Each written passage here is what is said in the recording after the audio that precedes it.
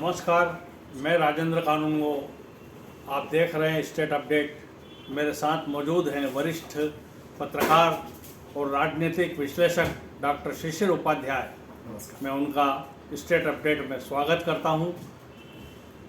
साथियों, जैसा कि आप जानते हैं, आज मध्य प्रदेश में प्रधानमंत्री जी का तीसरा ये महाकुंभ हो रहा है, जिसमें वो भाषण देंगे।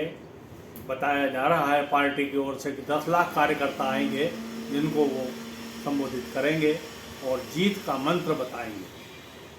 अनेक जो बीजेपी के नेता हैं, वरिष्ठ मंत्रीगण हैं, उन्होंने कहा है कि प्रधानमंत्री जी आकर के हमको मार्गदर्शन देंगे।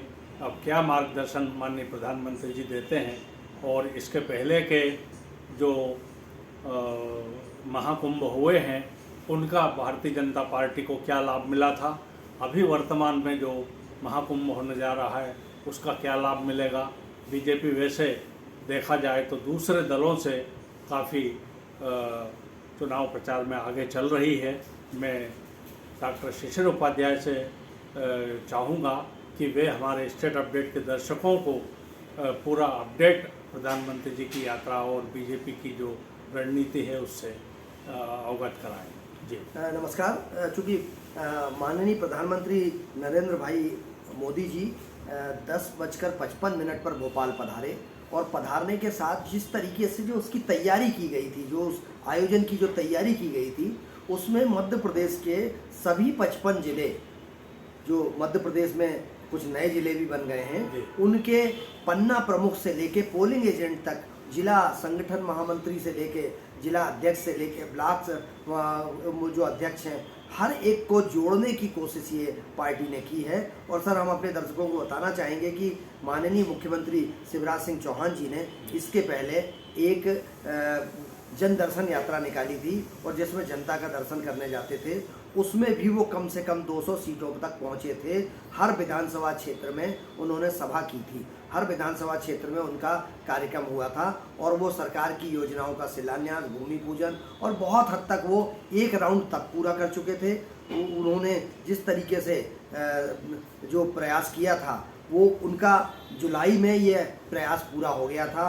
उसके बाद जो अगस्त में जिस तरीके से प्रयास किया पार्टी ने, और पार्टी चाहती थी कि एक राउंड सरकारी लेवल पर वहाँ हो जाए। उसके बाद ये जन आशीर्वाद यात्रा जो है पार्टी स्तर पर शुरू हुई, और इसने जब शुरुआत की थी तब इतना उम्मीद नहीं थी, क्योंकि कार्यकर्ता उसके पहले पूरी ताकत से लगे थे, और उसके बाद फिर से जब, लेकिन जिस तरीके का इनको समर्थन मिला है, जैसा इनको पब्लिक का सहयोग मिला है, उसे देखकर, और खासकर मुख्यमंत्री की घोषणाओं की वजह से, मुख्यमंत्री की लाडली बहना योजना ने पूरी तरह से बदल कर रख दिया परिदृश्य। ये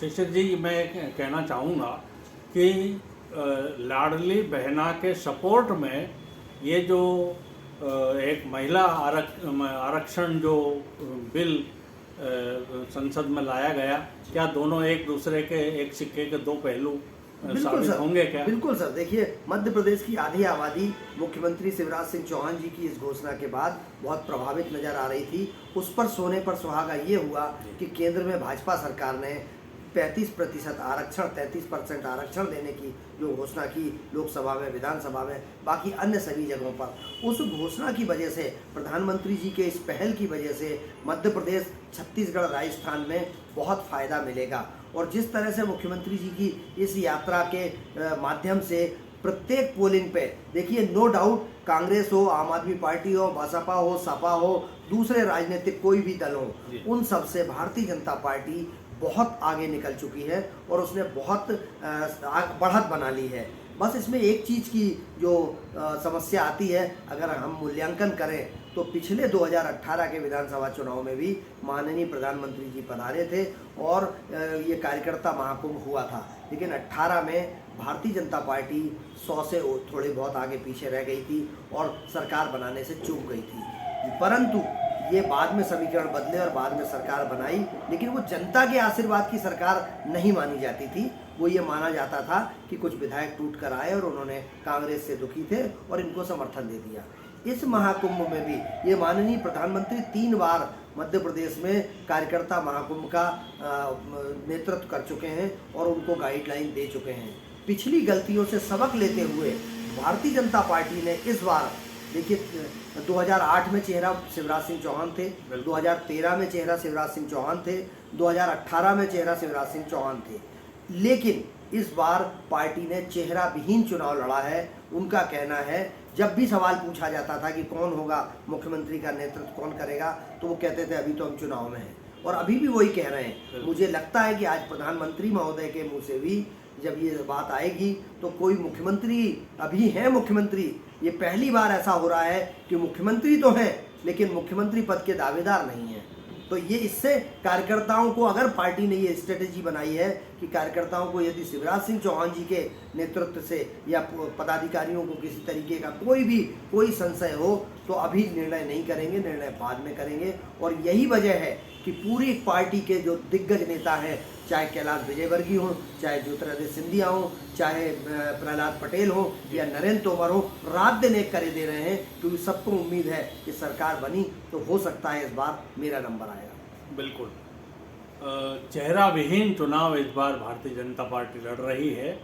नेता घोषित नहीं हुआ है और उसका कारण यह हो सकता है, जैसा आपने बताया, कि कार्यकर्ताओं की या नेताओं की यदि शिवराज सिंह चौहान से कोई नाराज़गी है तो उसका प्रभाव चुनाव पर न पड़े।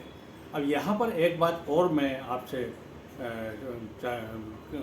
पूछना चाह रहा हूँ, आप हमारे दर्शकों को बताएं कि ये जो 50% के कहा जाता है कि आधी आबादी का हमको लाभ मिलेगा, तो क्या इसमें कहाँ तक आपको लगता है संभावना है कि ये इसका लाभ भारतीय जनता पार्टी को कितना मिल सकता है महिलाओं का? सर बिल्कुल सही सवाल है आपका, और इस पर जब मैंने कुछ स्टोरीज की तो उसमें ये नज़र आया 125 करोड़ से ज़्यादा लोगों को माननीय मुख्यमंत्री शिवराज सिंह चौहान जी की लाडली बहना योजना का सीधा सीधा लाभ मिला है। विपक्ष कुछ भी कहे कि वोट खरीदे जा रहे हैं, 1250 रुपये देकर आप उनको प्रलोभन दे रहे हो, 18 साल में तो कुछ नहीं दिया था, चुनाव के समय आपने ऐसा किया है, ये विपक्ष के आरोप हो सकते हैं और विपक्ष लगा भी रहा है। परंतु जिन गरीब परिवारों को ये 1000 रुपये मिल रहा है, वो 1000 रुपये से वो कहीं ना कहीं शिवराज सिंह चौहान जी और भारतीय जनता पार्टी की तरफ डाइवर्ट हो रही हैं, और ये एक बहुत बड़ा जो वोटों का प्रतिशत था, देखिए 2018 के चुनाव में भारतीय जनता पार्टी वोटों के प्रतिशत से तो जीती थी लेकिन सीटें नहीं मिली थी उसको। और इस बार प्रधानमंत्री माननीय नरेंद्र मोदी जी ने जो कहा कि हम 51% से ज़्यादा वोट लेके आएंगे, और इसीलिए पूरी पार्टी लगी है, कोई चेहरा नहीं है, उनका कोशिश ये है कि वो कम से कम 50% से ऊपर मत लेके आएँ ताकि किसी तरीके की सरकार बनाने में कोई समस्या। इस बार अब की बार 200 पार का नारा भी नहीं लगा रही है भाजपा। इस बार उसने पूरी पुरानी गलतियों से सबक लेते हुए उसने चुनाव लड़ने की तैयारी की है। जिस तरीके से बार रूम बना है, जिस तरीके से मीडिया सेंटर बना है, जिस तरीके से इनकी स्टेप्स हैं, वो बताते हैं कि बड़ी तैयारी है। और उसके सामने दूसरे अन्य लोगों की क्या तैयारी है, वो सिर्फ जनता के जो दूसरी तरह के जो आक्रोश हैं, जो एंटी इनकम्बेंसी है, उस पर टिकी हुई है कांग्रेस और विपक्षी दल। कांग्रेस का तो मुझे लगता नहीं कि नेतृत्व इतना सक्षम है, खास करके हम अपन यदि मध्य प्रदेश की बात करें तो, क्योंकि दिल्ली की बात हम अभी कर नहीं रहे हैं, तो नेतृत्व जो है उतना सक्षम कहीं से भी नज़र नहीं आ रहा है। ये मात्र और मात्र इस पर चुनाव लड़ रहे हैं, जैसा आपने बताया कि ये बीजेपी का यदि कहीं पर विरोध होता है तो उसका लाभ हमको मिल जाएगा। तो इन्हीं बातों के साथ आज की जो ये चर्चा है इसको हम यहीं पर विराम देना चाहते हैं। और डॉक्टर शिशिर उपाध्याय जो स्टेट अपडेट में आज उपस्थित हुए, उनका मैं धन्यवाद करता हूँ। और यदि आपको ये चर्चा पसंद आई हो तो कृपया इस वीडियो को लाइक करें, शेयर करें और सब्सक्राइब करें, और मुझे और डॉक्टर उपाध्याय को दें आज्ञा। नमस्कार।